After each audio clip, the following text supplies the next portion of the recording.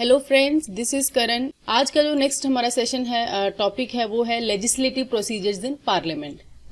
इससे पहले हम ना बिल के बारे में देखते हैं कि बिल दो प्रकार का होता है, public bill and private bill. ये इंपॉर्टेंट है लेकिन ये लूसेंट में नहीं दिया हुआ है। पब्लिक बिल उस बिल को बोलते हैं जो एक मिनिस्टर के द्वारा पार्लियामेंट में इंट्रोड्यूस किया जाता है।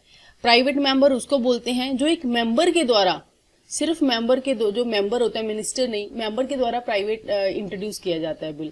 ये जरूरी नहीं है कि ओपोजिशन पार्टी का ही मेंबर होना चाहिए, ये रूलिंग पार्टी का मेंबर भी इंट्रोड्यूस कर सकता है जो कि मिनिस्टर नहीं है। दूसरा है कि पब्लिक मेंबर बिल जो होते हैं वो ज्यादातर गवर्नमेंट क्या क्या पॉलिसीज लेके आने वाली है तो गवर्नमेंट की उस चीज को रिफ्लेक्ट करता है। इसमें यह है कि ओपोजिशन का उन पॉलिसीज के ऊपर क्या स्टैंड है, ओपोजिशन कहाँ पे स्टैंड करी है, उसके बारे में देखता है। अगर इसको इंट्रोड्यूस करना है पब्लिक मेंबर बिल को तो 7 दिन का 7 डेज का एडवांस नोटिस देना पड़ेगा। अगर प्राइवेट बिल को इंट्रोड्यूस करना है पार्लियामेंट में तो मिनिमम 1 महीने पहले आपको नोटिस देना होगा, आपको बताना होगा। अगर पब्लिक मेंबर बिल मान लो पार्लियामेंट में पास नहीं होता है तो सरकार गिर भी सकती है। It may lead to the resignation of the government. ये नो कॉन्फिडेंस मोशन की तरह लिया जाता है, लेकिन इसमें ऐसा नहीं है। अगर ये पास हो गया या नहीं हो गया तो जरूरी नहीं है कि गवर्नमेंट को या कैबिनेट को रिजाइन करना पड़ेगा, ऐसा इसमें कुछ नहीं है। अभी हम ये कुछ इंपॉर्टेंट दोनों के बारे में पॉइंट्स थे। अभी हम नेक्स्ट चलते हैं कि जब बिल एक ऑर्डिनरी बिल या फिर मनी, अभी हम इसमें जो देखेंगे वो मनी बिल के बारे में देखेंगे कि जब मनी बिल इंट्रोड्यूस होता है तो वो कौन कौन से स्टेप से निकल के जाता है। सबसे पहले तो क्या है कि मनी बिल जो इंट्रोड्यूस होता है तो स्पीकर की डिस्क्रिशन होती है। स्पीकर देखता है कि whether bill is a money bill और नॉट। अगर स्पीकर ने बोल दिया कि this bill is a money bill तो वो बिल मनी बिल ही माना जाएगा। इसके ऊपर इसकी जो ये सोल पावर है, इसके डिसीजन को कोई भी चैलेंज नहीं कर सकता। फिर उसके बाद नेक्स्ट है कि फिर उसके बाद मोशन इंट्रोड्यूस किया जाता है इसको पास करवाने के लिए, जब बिल आ रहा है उसके लिए।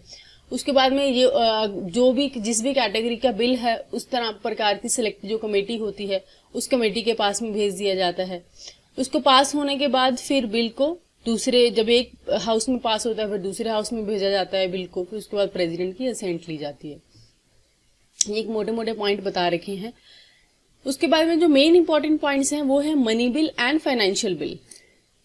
इससे पहले हम ना ये देखेंगे कि डिफरेंस क्या है between money bill and ordinary bill. ये भी इसमें नहीं दिया हुआ, तो देख लेते हैं फटाफट से कि एक ऑर्डिनरी बिल और एक साइड में जो मनी बिल है इनमें क्या डिफरेंस है। देखो, पहला तो ये है कि जो ऑर्डिनरी बिल, कोई भी बिल है वो कहीं भी इंट्रोड्यूस किया जाता है। लोकसभा में भी इंट्रोड्यूस कर सकते हैं उसको और राज्यसभा में भी इंट्रोड्यूस कर सकते हैं। लेकिन जो मनी बिल होता है ना वो सिर्फ और सिर्फ लोकसभा में ही इंट्रोड्यूस किया जा सकता है। ये ध्यान में रखना है, राज्यसभा में इसको इंट्रोड्यूस नहीं किया जा सकता। ये यूपीएससी का प्रीवियस ईयर क्वेश्चन भी है कि money bill can be introduced in Rajya Sabha also, या फिर बोल सकते हैं both in Lok Sabha and Rajya Sabha. तो ये गलत हो जाएगा, सिर्फ लोकसभा में मनी बिल पास किया जाता है। ये बहुत इंपॉर्टेंट है। उसके बाद में ऑर्डिनरी बिल किसी मिनिस्टर के द्वारा भी इंट्रोड्यूस किया जा सकता है या फिर एक नॉर्मल प्राइवेट मेंबर के द्वारा भी इंट्रोड्यूस किया जा सकता है। लेकिन ये सिर्फ और सिर्फ जो मनी बिल है वो सिर्फ और सिर्फ किसी मिनिस्टर के द्वारा ही इंट्रोड्यूस किया जाएगा। और इसके लिए मनी बिल के लिए पहले से प्रेसिडेंट की जो असेंट है वो लेना जरूरी है। On the recommendation of president ही इसको पास किया जाता है। लेकिन ऑर्डिनरी बिल में ऐसा नहीं है। ऑर्डिनरी बिल में आप simple he without recommendation of the president भी इसको लेके आ सकते हो। ऑर्डिनरी बिल के मामले में तो ये होता है कि लोकसभा ने अगर बिल पास कर दिया, लोकसभा में इंट्रोड्यूस हुआ है, तो राज्यसभा जरूरी नहीं है पास करना। राज्यसभा का मन चाहे तो वो नहीं भी पास कर सकते, इसको रिजेक्ट भी कर सकती है। लेकिन मनी बिल के मामले में ऐसा होता है कि मनी बिल को लिए रिकमेंडेशन दे सकती है या फिर उसको रेटिफाई कर सकती है राज्यसभा। मतलब कि या तो उसको पास कर दे बिल को या फिर रिकमेंडेशन दे दे, लेकिन वो रिजेक्ट नहीं कर सकती। इसमें इतनी पावर नहीं होती है राज्यसभा के पास कि वो रिजेक्ट कर दे। तो इसके बाद में लोकसभा की फिर से अपनी पावर होती है। लोकसभा देखता है कि अगर तो उसको वो रिकमेंडेशन लेनी है, वो अमेंड जो भेजी गई हैं, वो सजेस्ट की गई हैं, जो भी अमेंडमेंट्स हैं वो उनको उसमें करनी है तो सही है। अगर वो नहीं करना चाहते तो भी बिल मान लिया जाता है कि राज्यसभा में पास है, भले वो एक्सेप्ट करें या नहीं करें, तब भी बिल को राज्यसभा में मनी बिल को पास समझा जाता है। उसके बाद में नेक्स्ट है कि इसके लिए ऑर्डिनरी बिल के लिए राज्यसभा के पास, अगर लोकसभा में जैसे पास हो गया राज्यसभा के पास चला गया, तो राज्यसभा के पास 6 महीने होते हैं उसको पास करने के लिए। वो 6 महीने के लिए बिल को अपने पास रख सकता है। लेकिन मनी बिल के केस में उसके पास सिर्फ 14 दिन होते हैं। 14 दिन के अंदर अंदर उसको अपना डिसीजन बताना होगा राज्यसभा को कि बिल पास किया है या फिर उन्होंने क्या करना है। अगर उन्होंने ऐसा नहीं करते या फिर बिल को नहीं पास करते 14 दिन के अंदर अंदर, तो लोकसभा ये मान लेती है कि बिल इज पास्ड, तो वो एज्यूम किया जाता है कि बिल इज ऑलरेडी पास्ड। उसके बाद में ये प्रेसिडेंट के पास जो ऑर्डिनरी बिल होता है दोनों हाउस में पास हो जाता है, प्रेसिडेंट के पास में भेज दिया जाता है। ठीक है, अब प्रेसिडेंट अपनी असेंट दे भी सकता है, नहीं भी दे सकता, ऐसा भी है ऑर्डिनरी बिल के मामले में। अब प्रेसिडेंट यहाँ पे ऑर्डिनरी बिल के केस में ना बिल को रख भी सकता है, रिटर्न भी कर सकता है बिल को। ये भी बोल सकता है कि बिल को आप दोबारा से रिजेक्ट भी कर सकता है कि उसने बिल को रिजेक्ट ही कर दिया, या फिर वो बिल को रेटिफाई कर सकता है। ठीक है, रेटिफाई, रिटर्न और रिजेक्ट तीनों चीज कर सकता है ऑर्डिनरी बिल के मामले में। लेकिन इधर क्योंकि ये प्रेसिडेंट की पहले से रिकमेंडेशन के ऊपर ही पास किया जाता है बिल को, लेके आया जाता है लोकसभा में, तो प्रेसिडेंट के पास दो ही चीजें होती हैं, या तो ये रिटर्न कर सकता है बिल को या फिर ये रेटिफाई कर सकता है। रेटिफाई का मतलब होता है कि उसको वो सैंक्शन दे दे, साइन कर दे, अपनी असेंट दे दे कि हाँ भाई बिल पास है, दोनों। लेकिन ज्यादातर केसेस में ना ये बिल को रिटर्न नहीं करता, क्योंकि ऑलरेडी इससे पूछ के ही पहले इसी की रिकमेंडेशन पे मनी बिल को लाया जाता है, तो इसीलिए रिटर्न का मतलब बनता नहीं है। तो रिटर्न बहुत रेयर केसेस होते हैं कि वो बिल को रिटर्न करता है। और मान लो इस केस में ऑर्डिनरी बिल के केस में बिल पास नहीं हुआ, सहमति नहीं बन रही है, तो ज्वाइंट सिटिंग भी हो सकती है, ज्वाइंट सिटिंग होने के भी चांसेस होते हैं। लेकिन मनी बिल में ऐसा कोई ज्वाइंट सिटिंग नहीं हो सकता, मैंने पहले भी आपको बताया था। एक और केस भी है, वो आपको कमेंट सेक्शन में बताना है, आप देखना कि कितना याद रहता है आपको कि एक और जो है कौन सा केस है जिस केस में ज्वाइंट सिटिंग नहीं हो सकती। दूसरा ये है कि अगर ऑर्डिनरी बिल किसी मिनिस्टर के द्वारा इंट्रोड्यूस किया गया है लोकसभा में या राज्यसभा में, तो अगर वो पास नहीं हुआ तो it may lead to the resignation of the government. लेकिन मनी बिल में भी मनी बिल में भी सेम ही है कि अगर मनी बिल पास नहीं होता है लोकसभा में तो it will definitely lead to the resignation of the government. ये मोटे मोटे पॉइंट थे जो मैंने आपको बता दिए ordinary bill and money bill के बारे में। ये इसमें मेंशन नहीं है, ये बहुत ज्यादा इंपॉर्टेंट है। उसके बाद में हम नेक्स्ट चलते हैं money bill and financial bill. Article 110 जो है वो मनी बिल के बारे में बोलता है।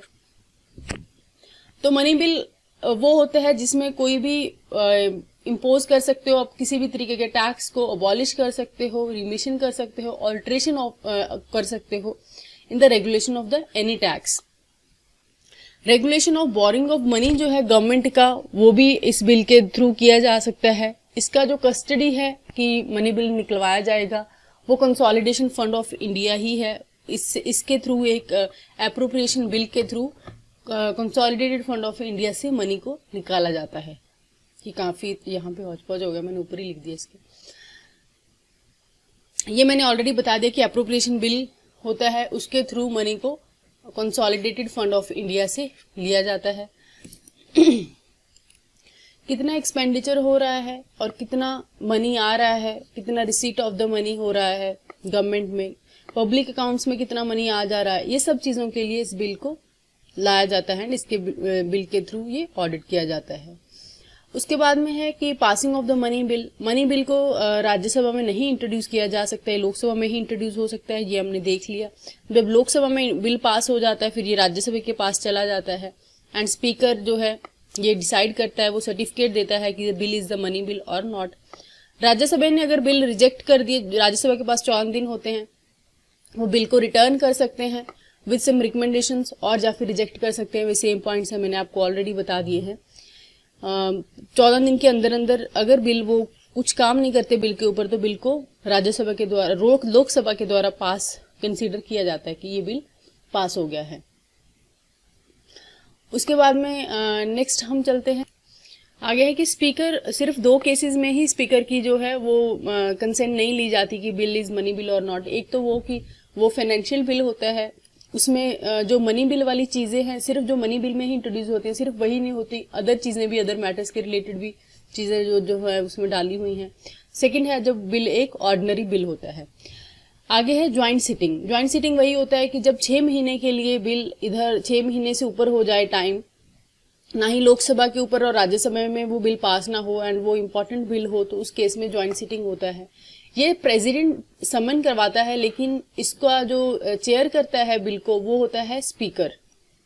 ये मैंने पहले भी बताया था, ये काफी ज्यादा इम्पोर्टेंट है, स्पीकर के द्वारा करवाया जाता है।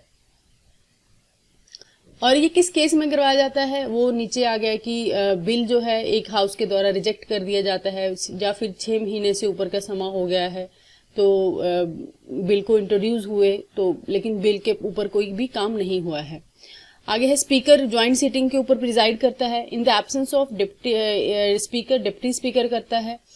आगे इन्होंने लिखा है और चेयरमैन ऑफ राज्यसभा, ये गलत है पॉइंट। चेयर राज्यसभा कभी भी, मैंने पहले भी ये डिस्कस कर चुके हैं हम point, Rajya Sabha chairman of the Rajya Sabha जो है वो ज्वाइंट सिटिंग में पार्टिसिपेट नहीं कर सकता, उसको प्रिजाइड नहीं कर सकता। अगर स्पीकर एब्सेंट है डिप्टी स्पीकर करेगा, डिप्टी स्पीकर एब्सेंट है तो डिप्टी चेयरमैन कर सकता है ऑफ द राज्यसभा, लेकिन वाइस प्रेसिडेंट जो कि चेयरमैन ऑफ द राज्यसभा होता है वो नहीं कर सकता। इस पॉइंट को ध्यान में रखना और इसको यहां से काट देना, अगर आपकी लूसेंट में भी ये सेम चीज दी हुई है। उसके बाद में नेक्स्ट है फाइनेंशियल लेजिस्लेशन इन पार्लियामेंट। इसको कॉन्स्टिट्यूशन में एनुअल फाइनेंशियल स्टेटमेंट भी बोला गया है, एनुअल फाइनेंशियल स्टेटमेंट भी बोला गया है, जिसको हम बजट भी बोलते हैं, अंडर आर्टिकल 112।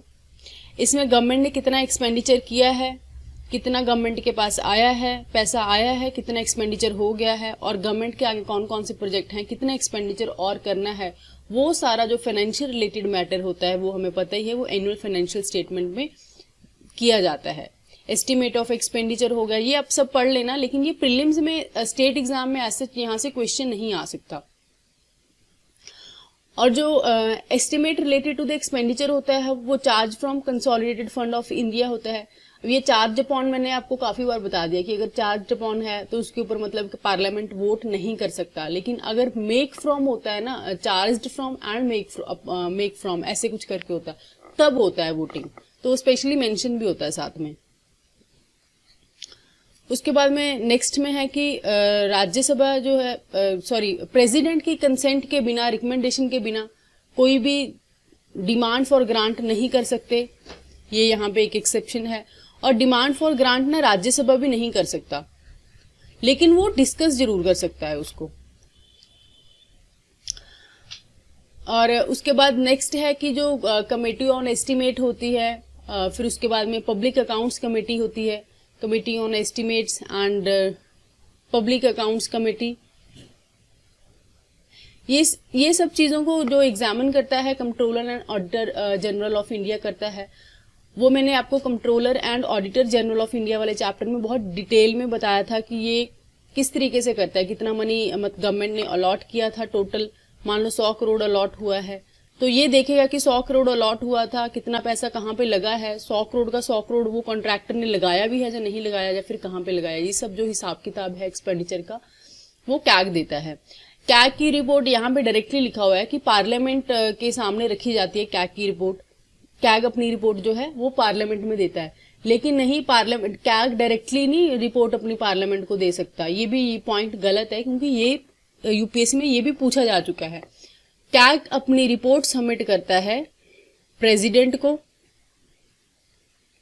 फिर प्रेसिडेंट वो रिपोर्ट जो है ना वो पार्लियामेंट के सामने रखता है।